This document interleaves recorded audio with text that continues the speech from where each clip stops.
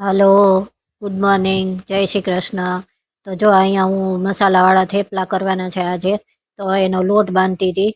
એટલે આપણે જે રેગ્યુલર લોટ બાંધીએ એવી જ રીતે બાંધવાનો. હળદર, મરચું, ધાણા જીરું, મીઠું અને 1 ચમચી દહીં નાખ્યું છે મેં આમાં.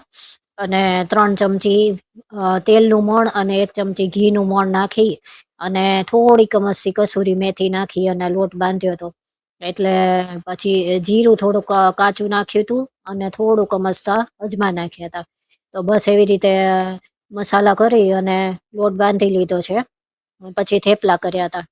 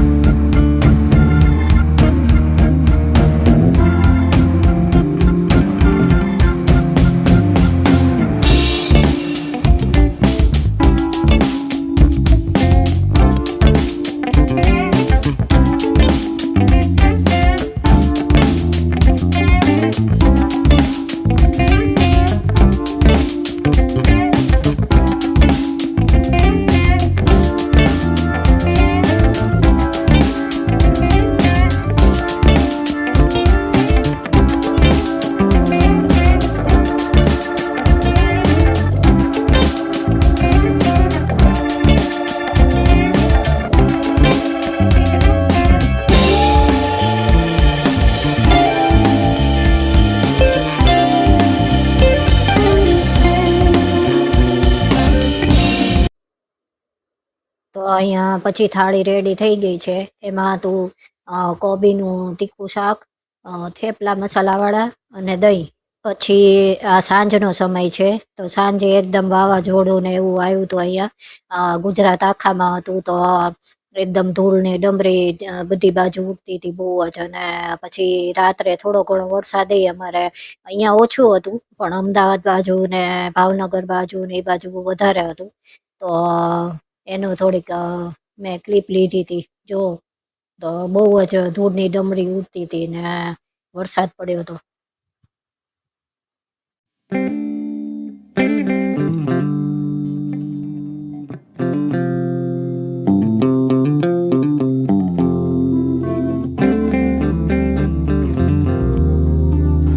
હલો, ગુડ મોર્નિંગ, જય શ્રી કૃષ્ણ.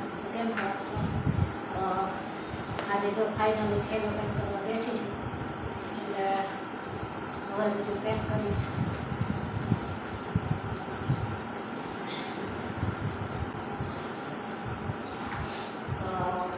કપડાં તો બધા ઇસ્ત્રીવાળા છે એટલે મૂકી દેવાના છે ખાલી. હમણાં ફટાફટ મૂકી દઈશ એટલે વાર નહીં લાગે.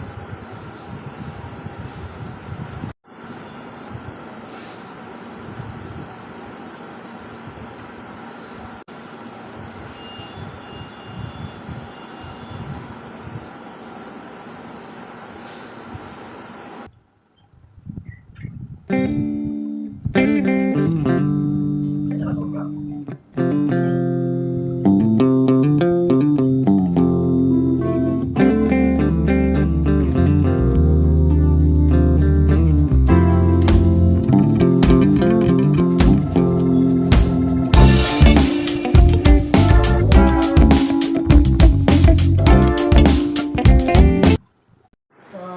મારો થેલો પેક થઈ ગયો છે જો અહીં.